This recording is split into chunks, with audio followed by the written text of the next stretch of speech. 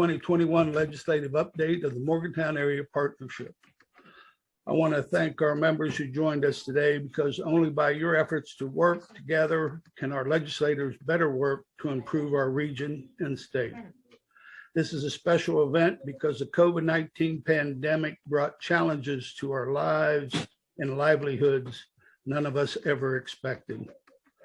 At our legislature, especially, our Montague County Day at the legislature had to be canceled, as well as all visits to the Capitol except by appointment.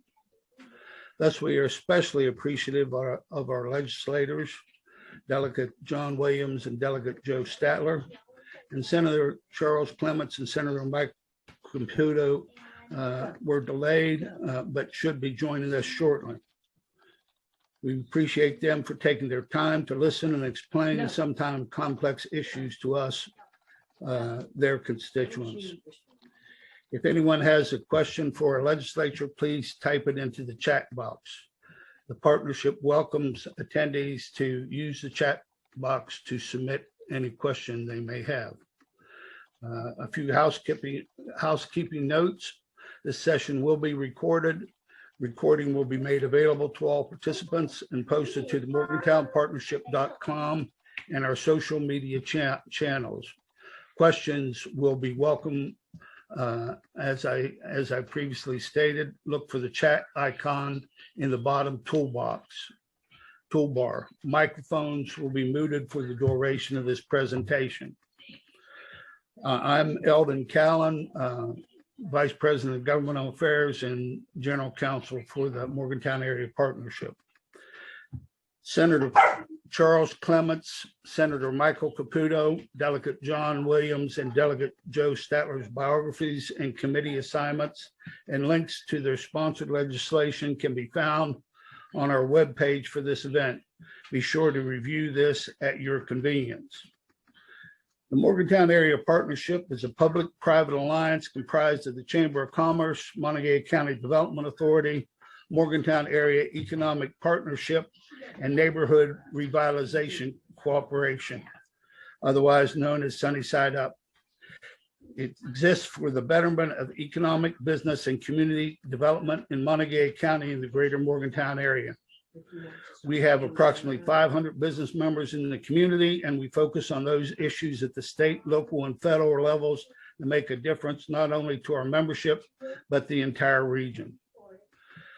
I'd like to introduce our moderators for today, the chairs of the Governmental Affairs Committee and the chair of the 2021 Legislative Priorities.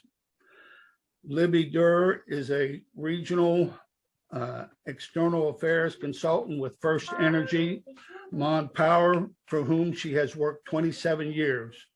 She is the liaison between the electric utility and towns in 9 northern counties, including state legislatures, county governments, and nonprofit organizations. We also have Dan Miller, a senior scientist with Potesta and Associates, a leading environmental engineering firm with locations in Charleston and Morgantown, West Virginia, and Winchester, Virginia. We thank you for your efforts, dedication, and time to the partnership and the entire community. I will now turn it over to you.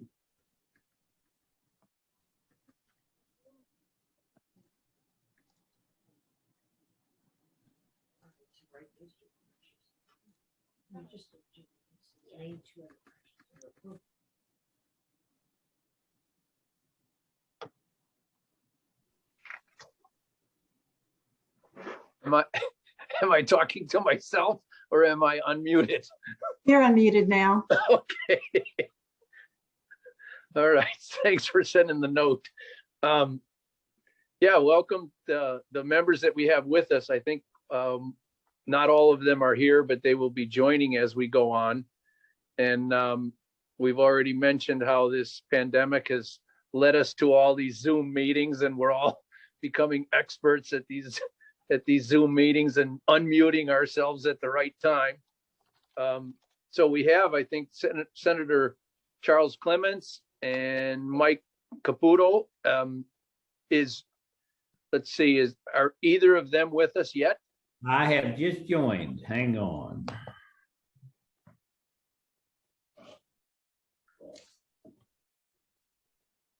I'm here, Dan. Can you hear me okay? I can hear you. Welcome. Good deal. And then I think I saw John Williams and Joe Statler. They are with us as well, right? Yes. Good. So I think we were going to allow you to introduce yourselves and give us just a few minutes, a couple of minutes from each of you on your perspective of how things are going down in Charleston. We're about halfway through. We've got a number of interesting bills being introduced on a daily basis. And I think in particular, we're looking at, following a couple of them that are most relevant to the Monongalia County region. 2002 is one of them, the bill on broadband. So you want to go ahead and just tell us what your thoughts are on some of the updates that are going on in Charleston right now? Are you going to lead the way there, Senator Mike? I will do that. I'll be happy to. First of all, thank you for Am I muted? You are unmuted. Yes. I am. Can you hear me now? Yeah. Okay. First of all, thank you for hosting us today, and to my colleagues across the hall, John and Joe. Thank you guys we've been trying to work together as much as we can on some issues. I am extremely disappointed right now in the Senate that we have not moved on the broadband issue. We have all talked about that. The House moved very quickly. It's a bipartisan bill coming from the House. Maybe Joe and John can talk about that a little bit.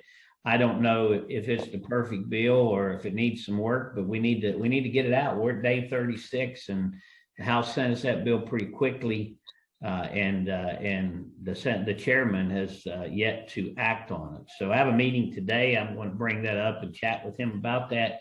But it's a little frustrating because that, to me, is probably the most important thing we could do down here this year. If we learned something from the pandemic, and we learned that broadband accessibility and availability in the state is absolutely lacking. So, we ran a lot of education bills. I see somebody just put something in the group, but most of those, well, I think all of them I was opposed to. I don't believe we should be taking public monies, whether someone's homeschooled or going to a charter school, and sucking that money out of the system that benefits the masses to provide benefits to the few.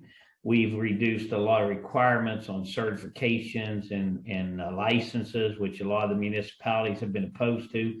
I voted against all those bills on the Senate side. I don't think we should dumb down the process and hope that we bring people into West Virginia and force others to leave. Maybe we just replace the good ones with bad ones. So, needless to say, I'm not happy about the direction that we're heading in West Virginia. I think there's some retaliatory bills being directed toward labor and toward the teachers over here in the Senate. But I try to just stay focused on the things that I think will do the best for all of West Virginia and move in that direction. So I'll just quit there, and then hopefully we'll have some time for questions when my colleagues across the hall get done. So thank you. Yeah, but thank you, Michael. And before we move on, is there anything you or maybe the partnership can do to maybe light a fire to get this Bill 2002 moving? Well, certainly it would help if the business community rallied around that bill. I think it helps us all, regardless of where we live, and communicated with the governmental chairman, Senator Maynard, and try to get that bill moving. I don't know what his plans are, to be honest. I don't want to be critical of him because I haven't had a personal conversation with him about this yet. But this is the most important bill I believe we can do for West Virginia, and we need to get it up and we need to get it into discussion and see what we can do. We're getting a lot of money coming down from the feds this money that's being directed toward the states. And look, I don't think we can go wrong spending it on broadband. The personal income tax issue, we can fight about that all day long. I know the business community is not happy with that either. I'm not happy with the governor's first proposal. I'm not willing. I'm not ready to shut the door. Quite frankly, I'm always willing to talk about reducing people's taxes, both personal and business. But I'm very uncomfortable with his first proposal. I'll just leave it at that. Thank you. Very good. Thank you. Joe Statler, you still with us? I am. And I will tell you that maybe I shouldn't let Senator Caputo draw first blood there. Of course, I am Delegate Joe Statler from the 51st, and I agree with my colleagues on some things. We don't agree on everything naturally down here. If that was so, then they just send one of us down and we would say what's going on and let it go at that. But he's quite correct on one thing, and I hope they do move on the broadband over there. We've got some things that's going out. More than one bill's running on broadband. The one that we got out quick was what we call the caucus bill that we moved out and got it going. But no one bill is going to fix everything in that broadband area. And that's why we continue to work on it. And I think that's what the people want. And Senator Caputo is correct about one thing. I haven't read all the particulars about the money. We all see what's coming in. Several delegates, and I believe John has shared already, Delegate Williams, I'm sorry, has shared already what's coming into Mon County. And I'm hoping that we look at that money, and I'm not telling him how to spend their money, but I hope that they look, that broadband initiative that the county commission has been working on leading the way. And I know that you're working with them, Mr. Miller. And so I'm hoping that they can use some of that money toward that. And I spoke to the chairman of technology and infrastructure, I believe it was just yesterday, that I wanted to make sure that the direction we go is not only are unserved, that should be the first place, but also are underserved, because many areas that we have in the county, what they have for internet broadband is no ways near what it needs to be for today, the way we're using it for education. And also, if you look at how many people, and that's one of the big things that we're trying to do down here, is to sell the state. The people can come into this state and operate their jobs from wherever they're located, because we have a lot that to be, given in this state for people to come in. Low crime, good environment, and you name it, and we got it for them. Good recreational. So that's being sold heavily down here also. With that, I'll yield to my colleague to speak. Very good. Thank you. Delegate Williams, you're with us? Yes. Thanks, Dan. Thank you, Delegate Statler. My name is John Williams. I'm one of your other delegates from the 51st District. I think we're on day 37 or 38 now, so almost halfway there. Crossover day is coming up a week from today or tomorrow, which is the last day that a bill has a chance to get out of one house and make its way to the other. So things are really starting to pick up. I guess I have mixed reviews on this session. There was a comprehensive alcohol bill that has passed the House that's in the Senate right now. That's going to do a lot for tourism. What this bill does is it's taking some of the executive orders that were done throughout the pandemic to help restaurants and bars a little bit, and it's just codifying those. It's going to make it easier for people to do business. It's going to make licenses much more affordable, and so that's I'm thinking will be great for economic development. There is movement on the broadband. The bill that we passed early in session, it's a good bill, but I do think, unfortunately, there's a lot more work to be done. And it is a fast session, and we have a lot of issues we need to address, but I wish we could have done a little more with that bill.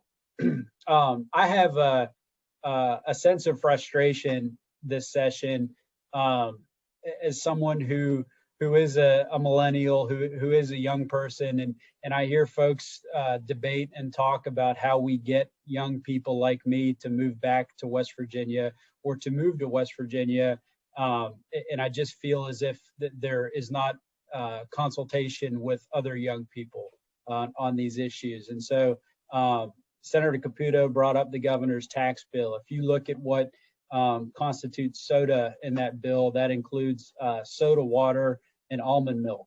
Now, this might sound silly, but among my age group, those are two frequently purchased beverages. My generation doesn't really drink a whole lot of flat water. We drink sparkling water. And so it's just little things like that I fear are messages to young people from outside of the state that say that we don't really want you here that badly. And then there's a whole slew of other bills that are coming down the pike that I worry hurt our reputation. You know, we talk and talk and talk about economic development and selling ourselves. And sometimes I'm not entirely sure that we put our best representation forward when we show who we are as West Virginians. And so I've been concerned about that through the entire session. But again, there have been some good things, certainly trying to work across the aisle as much as we can. And I think it has been productive in a lot of aspects, but again, I have some concern. Very good. Thank you, John. And is Senator Clements with us yet?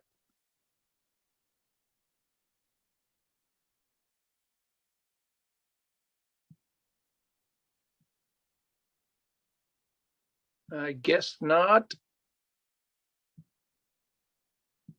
If so, please unmute yourself.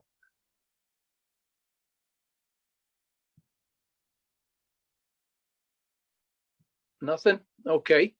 Libby, do you have any questions for the representatives that we have with us that maybe that they briefly spoke about and maybe we could dive a little bit deeper into? Sure. And I want to say we're getting some really good questions in the chat. So I hope that we don't run out of time and have time to go over some of those as well. First of all, I want to thank you all for working. I know with COVID-19, it has been very challenging for everybody watching. And it's also been challenging to you that are answering, involved in this discussion. One of the bills is the COVID Liability Legislation Act. It's the Senate Bill 277. And it was introduced to state there will be no claim against any person, business, healthcare facility, related, anything arising from COVID-19. And I just wondered if you could tell us any challenges related to that bill, anything that you wanted to add that maybe didn't get in there that we need in there. And also, how will that benefit us? I mean, globally in our area. Northern West Virginia. Well, I will tell you that from my perspective, there was a lot of businesses and organizations that had concerns about, they tried to do everything to lessen their dangers of the COVID. And they were just worried. The insurance companies were coming and everybody was worried, what would this do? How would it process through the systems if we get a bunch of lawsuits out there? And basically what the legislation does, it doesn't give complete immunity. If you're operating a business and you go clear off the reservation and doing something that's just plain crazy, that everything in science would tell you that that's not the way to do it, then you're not going to be immune from that. They're going to be able to go after you and lawsuits will be able to take place. But if you operate in a manner that was prudent to the operations, including, we're catching some flack running our House and Senate down here as to who we allow in and who we don't allow in. Quite frankly, I know where I would be on it. I really would allow more people in. I like the people coming in, speaking to me, telling me where their feelings are, but also respect that the total body made a decision on the House side. I can't speak for the Senate, that we put some precautions in place, how we would operate and how we wouldn't, including the wearing of masks and that type of thing. So, I think there's some precautions that had to be taken and were taken, but I also believe that people that operates a business and try to do everything to the best of their ability and skills, that they don't have to be in fear and their insurance raised to an astronomical level just in case something would happen. I know you mentioned that some people were worried and that there were some folks that might not be protected by this because of some of their workplace practices. And I was wondering what that could possibly be. I haven't been in many workplaces since we've started practicing, social distancing and masking and things. But I would think that most businesses are doing that. Well, I would hope to think that you're correct on that they are, most of them would be doing it. But as well as I do, there's been folks out there that really didn't believe the science and said, I don't think this will affect us. I think this is something totally different than what it is. And if you're operating a business and you're allowing your customers to come in, or say if you're running a home or a hospital or something, and you're not trying to mitigate, no matter what your beliefs in it is, but you're not trying to mitigate and trying to do what you need to do to make people safe, then you're just asking for what you're going to receive, more than likely. That would be my interpretation. I'm certainly no legal scholar by any means. So, thank you so much. Anybody else? Delegate Williams, Senator Caputo? Just briefly, I'm concerned about the bill. I think it is widespread immunity. Delegate Statler and I maybe have a slight disagreement on that. I think that bad actors could be protected under this bill. Look, we don't want nobody from either party, no matter what the campaign ads say, want frivolous and crazy lawsuits out there. But we want due process for people who was wrong. I think we can all agree on that today. I have some concerns about the bill. I think it goes too far, but it is what it is, and we'll just have to move on from there. But I just want to touch base on Delegate Williams' comments. I do want to back up. We do need to, I haven't seen much yet that is going to attract people like John Williams' age to West Virginia. I think the personal income tax certainly won't do it, even if we were able to wipe it out. I have a bill, and this may be controversial to most, to legalize adult use cannabis in West Virginia.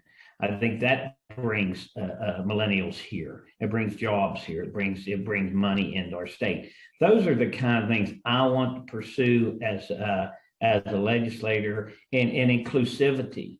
We can't even pass equal housing bills in the House to not discriminate against people because of who they are and who they love or what they look like. All Fortune 500 companies have anti-discrimination policies in place, and we can't even pass those things in West Virginia.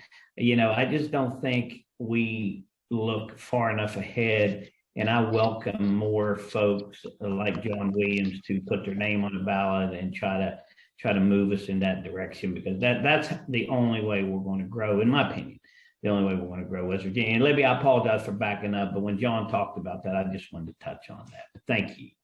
That's perfectly fine. Thank you so much. Libby, you want to go to some of the comments? I noticed Tom Witt had a comment. It just briefly was on my screen. You want to go to that and maybe address some of those? Good. Yes, I see a comment right here that somebody made. The federal COVID aid to the state allows for significant investments in water and sewer infrastructure. How can you ensure that Monongalia County receives its fair share to upgrade existing systems and replace aging infrastructure? If anybody would like to respond to that. Well, I'll take a crack at it, and I think maybe Joe might want to follow up to that. We had DOH with us a few weeks ago during a budget hearing, and Joe and I asked several questions, and we were able to get the district by district breakdown of maintenance funds to each DOH district, which they didn't have readily available, but we were able to keep up the pressure. Well, I'm trying to get up, but I can't. So certainly we're trying to get that money for infrastructure. I think what I appreciate with Senator Manchin's effort is that he got this money to the counties instead of putting it all in the kitty down here in Charleston and letting the governor or even the legislature disperse those funds. We've been talking about a formula for so long, and here Manchin essentially got that done for us. And so I think we have in many ways already gotten a more fair share, a more equitable share than what we would have gotten had it just gone to the governor or even to the legislature. Thank you. I want to note that Senator Clements is now here. And Dan, I'll move to you. Thank you. Okay, welcome Senator Clements. We should give you equal time to just tell us your brief couple minutes of how you think things are going in Charleston at this midterm area. Can you unmute yourself and talk to us?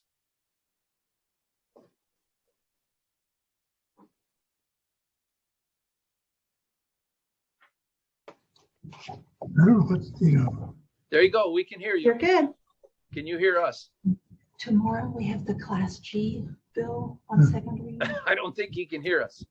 I finally can hear you. I guess you're speaking to me. We are. Senator Clements? So we were just going to give you a couple minutes to give us your impression of how things are going in Charleston. The other delegates have done so, Delegate Statler and Williams, and we've already heard from Senator Caputo.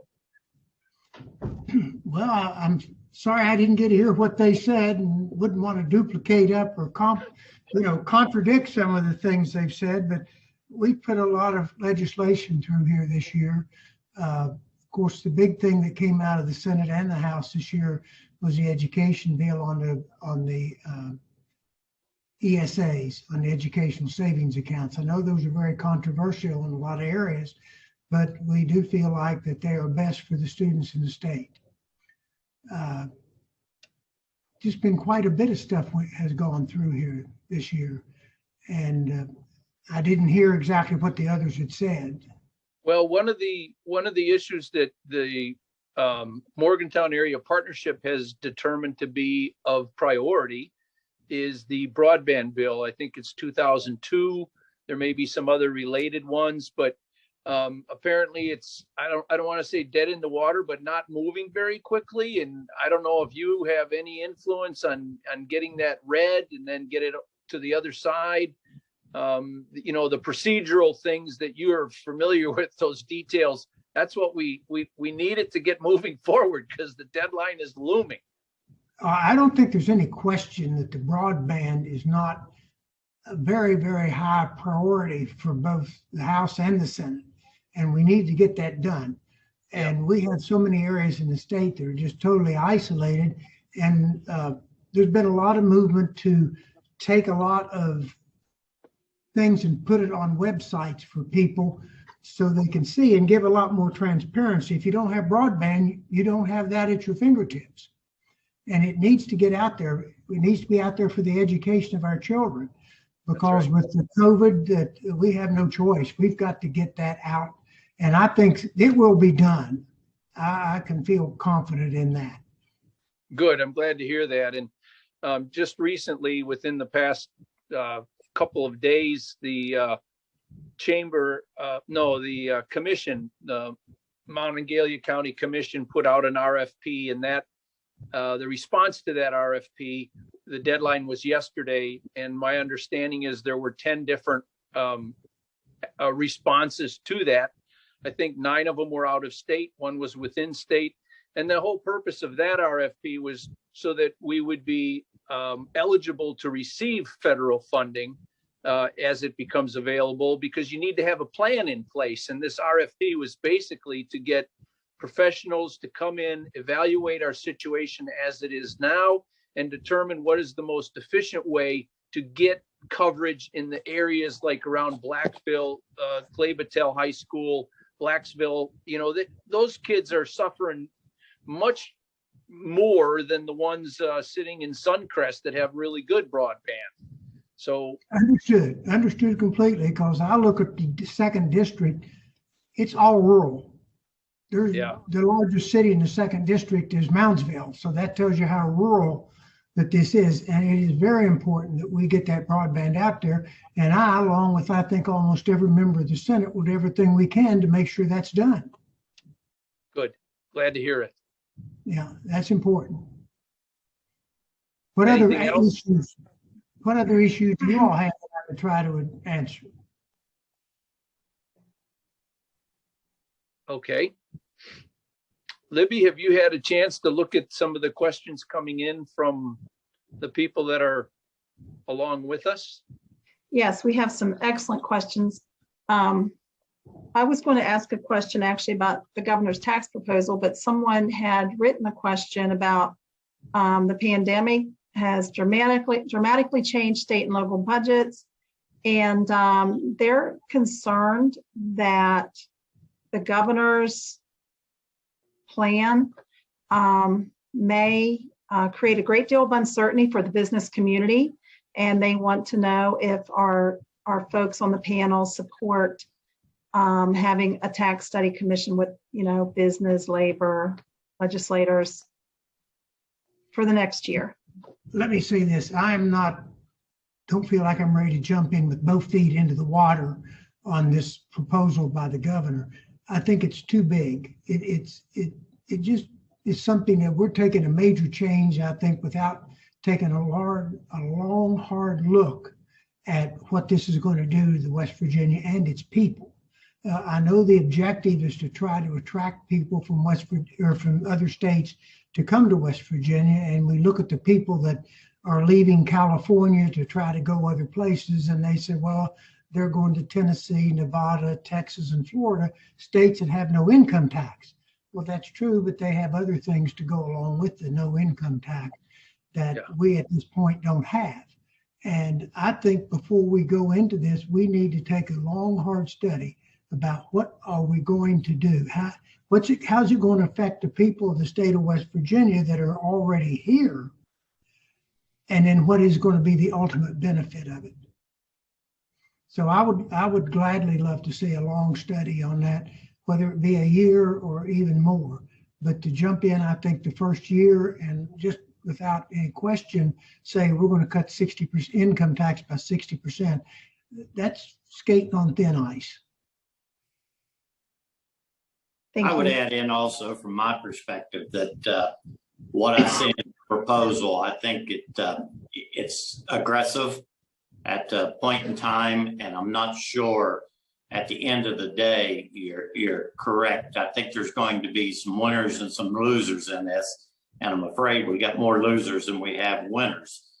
Looking at what's proposed, I think there's still more proposals out there that's being looked at than what you're hearing about there. So I'm not a huge fan of big studies. I know that we have to, usually when we go to the pool, we dip our hands in or our feet in a little bit before we jump in to see what the temperature is. And we need to do that. We need to be cautious on how we go about it. But we need to look at this. It is an issue that was pointed out and brought to us when we come out. I just think that we do need to be very careful about how we do it. We don't want to upset the apple cart, I can tell you that. And this bill, I've been getting numerous emails from different people how it will affect them. And it's from not only businesses, but from people, look at the senior citizens for one. They're the ones that's living on a fixed income. We can change some of the things. We put taxes on other things. And what are we going to do? What's the outcome going to be into that segment? And not only that segment, but a lot of folks in West Virginia. So I think we have to look at this plan.